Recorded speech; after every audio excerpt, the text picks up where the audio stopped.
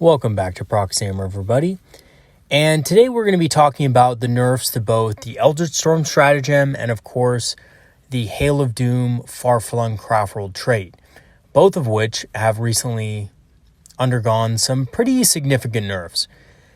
And we're going to be talking about if these nerfs are actually enough to alter the Craftworld Eldar tournament meta, because as we know, Hail of Doom has been running the tournaments for a while now, ever since the release of the new codex.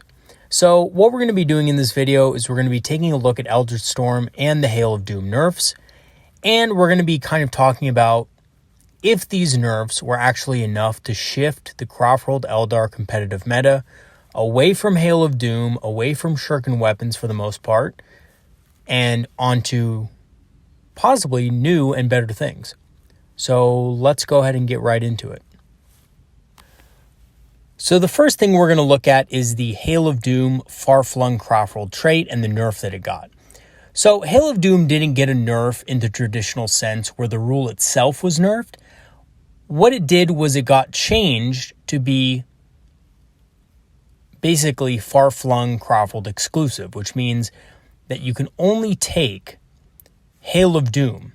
And if you take Hail of Doom, you can't take any other combination of Far-Flung Craftworld traits. So in other words, you can't take Hail of Doom with mobile fighters, or Hail of Doom with masterful shots, or Children of Prophecy, or anything like that. You can no longer combine it with other powerful traits. So I think this is going to significantly weaken the strength of people's lists as a whole if they choose to go the Hail of Doom route.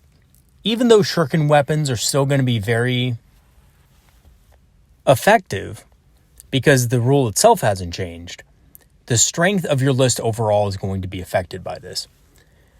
So the question is, will players attempt to either go even deeper into the rabbit hole of Hail of Doom and shuriken weapons, or will they start to branch out a little bit and take a moment to try some other Craftworlds out? Either Uthway, for example, with their powerful psychic bonuses and increased survivability, or will people go the Biel-Tan route for more efficient aspect warriors as well as better battle focus roles? And as we know, battle focus has become more important because of the lack of, well, to be quite frank, the lack of fire and fade, to be able to be used every turn, essentially. So my predictions for Hail of Doom is this. I think that you're going to see a three-way split between basically three different types of players and three different Craftworld styles. You're going to have the players that are going to retinker their lists with Hail of Doom and go even deeper into the rabbit hole of shuriken weaponry. So making their units more efficient with shuriken weapons, trying to add more shuriken weapons where they can, and dropping off things that were maybe more beneficial with masterful shots or mobile fighters and things like that. I can also see players going the Uthway route. Now, Uthway was a very powerful Craftworld before the nerf, and because Uthway didn't really get a lot of nerfs itself, I think that a lot of players are going to transition to a more Uthway-centric list. And they're going to try to use units that are better with Uthway, the Uthway Craftworld in general. Warlocks, for example, did not get a nerf and are very powerful. And things like D-cannons are also extremely powerful in Uthway because of the Guardian keyword, which gives them access to unique stratagems of the Uthway Craftworld, like the Black Guardian stratagem, which again gives them basically +1 ballistic skill, which is very powerful. Or the alternative is people are going to go even deeper and heavier into other types of aspect warriors and use the Biel-Tan Craftworld to maximize battle focus reliability and the damage that their aspect warriors can do through the stratagem Wrath of the Shrines, which I can very easily see on some units outperforming certain units with the Bladestorm Hail of Doom combo, so to speak. Now, I do think Hail of Doom is still very powerful on its own, and to be honest with you, it's probably good enough on its own to make the cut when it comes to the competitive tournament scene. And I can definitely still see it being in many grand tournaments and having a good placing within those tournaments.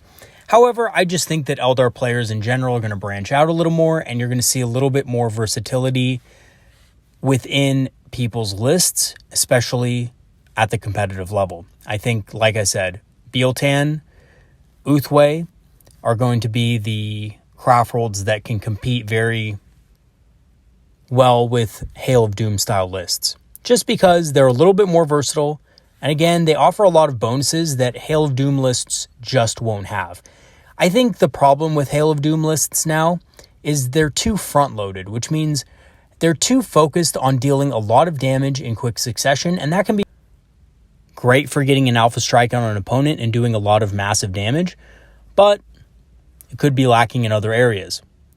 So it's just something that I think players are going to have to weigh up now. Instead of just looking at Hail of Doom and seeing it as an auto take in competitive tournaments, they're going to have to do a little bit more thinking about whether or not they actually want to forgo the second part of the far-flung Craftworld traits or forgo all the other abilities that the other Craftworlds have, including their unique stratagems. So the other change that happened was the change to Eldritch Storm. Now, the basic change here was that instead of affecting enemy units within 6 inches on a 4+, on a 2+, it is now a 4+. So essentially, it's going to be harder to actually get Eldritch Storm to go off on a lot of enemy units. And this makes it a lot harder for some clutch situations to be pulled off. And if you need a couple of models dead on an objective, guess what? It's going to be a lot harder to do now because you need that 4+ originally. And this does not matter if you have Farseers that are empowering it, first of all. They need line of sight to the marker itself. That's another change. But the other thing is that it's only going to be on a 4+. So if you empower twice and you're doing 4 mortal wounds and there's 2 Space Marines left on an objective, you still have to roll that 4+ to get that unit to be affected by those mortal wounds. So a lot of the times, 50% of the time, your Farseers are actually going to be wasting their time empowering the Eldritch Storm. So I think in general, it probably won't make that much of an impact as our command points are better spent elsewhere. And I've always been a firm believer in this, that Eldritch Storm is not that good of a stratagem. And to be honest with you, the few times that I've used it in situations that called for it, I whiffed. And what I mean by that is I really only killed a couple of models. And at the end of the day, I spent 3 command points and I killed, the most I've ever killed with it is 3 Space Marines. Okay? So to be honest with you, it's not really worth the command points at that point. And I think it's even less worth it now. And I can honestly see this being one of those stratagems that is just not that good. And to be honest with you, I didn't really think it was that good before the nerf. And when they nerfed it, I was a little bit confused because I already thought it sucked before. And I didn't understand that maybe in some clutch situations, it could actually kill, 1 or maybe 2 Space Marines if you were empowering the Storm. So, I don't know. I don't really think it was ever worth the command points. I think that there was always better options out there for command point use throughout the game. But I could see in some clutch situations it working out. And even still, it might be useful in some clutch situations.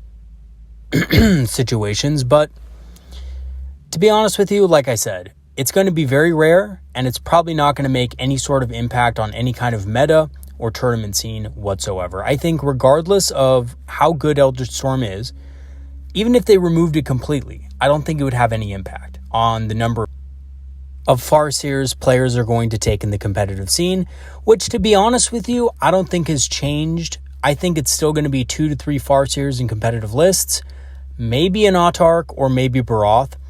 And again, I still think Baroth is, I know he has nothing to do with this video, but he always manages to skyleap his way into everything, I swear. So, again, Baroth did get nerfed as well, but I think for the competitive scene, 2 Farseers or 3 Farseers, an Autarch, or Baroth, the Cry of the Wind. And I don't think Eldritch Storm is going to change any of that, and the nerf to Eldritch Storm might as well have just been that. Just not worth much at all, to be honest with you guys. So the question then becomes, were these nerfs enough to shift the Craftworld Eldar competitive meta? And I think the combination of nerfs will actually basically shift the meta away from Hail of Doom. So what I mean by that is I don't mean people are going to stop taking Hail of Doom. What I mean is that players are going to be split now on what they're actually taking in the competitive environment. And there's definitely going to be a lot of players that are considering taking lists other than Hail of Doom. Because in the tournament scene before this, it was mostly, I would say, probably about 80% of the lists out there were Hail of Doom style lists. So I think that's going to shift away. I think you're going to see a couple of Hail of Doom lists perhaps, but I don't think it's going to be as dominant as it once was. And I definitely see more people flocking to Uthway, for example, and the reason why, again, is because Uthway has absolutely terrific Craftworld traits, and they also have very good abilities to be able to take things like D-cannons, support weapons. Wind Riders are more effective with them. Guardians are also not very bad with Uthway. So I think Uthway is going to have a lot more options available to them as far as that goes, a lot more unit diversity, and I think this is going to be a more powerful factor than just massive damage out of the gates. And I also see Aspect Warriors from the Biel-Tan being very powerful as well. Now, a subscriber actually brought this up, and I thought it was a great idea. Basically, Biel-Tan also makes great use out of a lot of the powerful units that we have available to us. Aspect Warriors are still very powerful, and Wrath of the Shrines is an absolutely brutal Craftworld trait, Craftworld stratagem. Basically, if you don't know what it does, I have a video on it, but essentially it just massively increases the damage of an Aspect Warrior unit in either the shooting or the fight phase. And Biel-Tan also has very efficient battle focus maneuvers to make up for the nerfs to Matchless Agility and Fire and Fade. In addition, something not a lot of players really think about with the Biel-Tan, but the Biel-Tan also has the ability to reroll 1 hit roll per unit.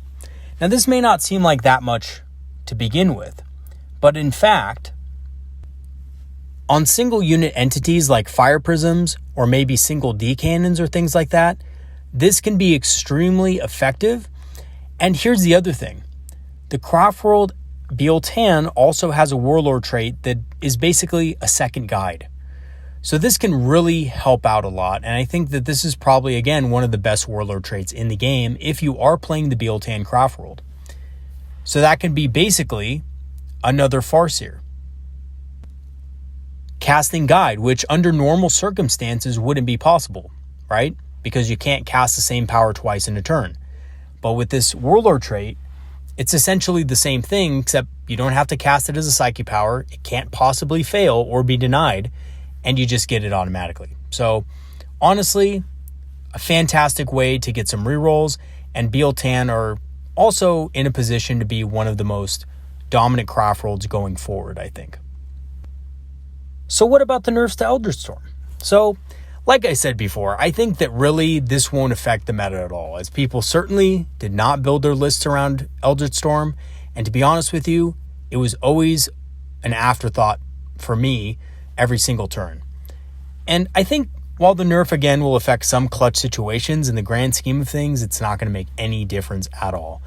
And to be honest with you, my personal opinion on Eldritch Storm is that it, in most situations, is absolutely terrible. And I even thought this before the nerf. I thought it was awful.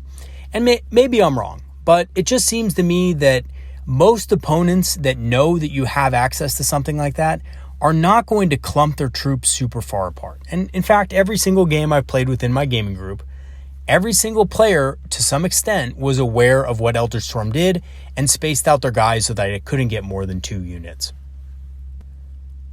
And at that point, it's just not really worth it. And even against factions that have numerous blobs of troops, like Imperial Guard, it's just not going to do enough damage worth of points to be able to justify itself.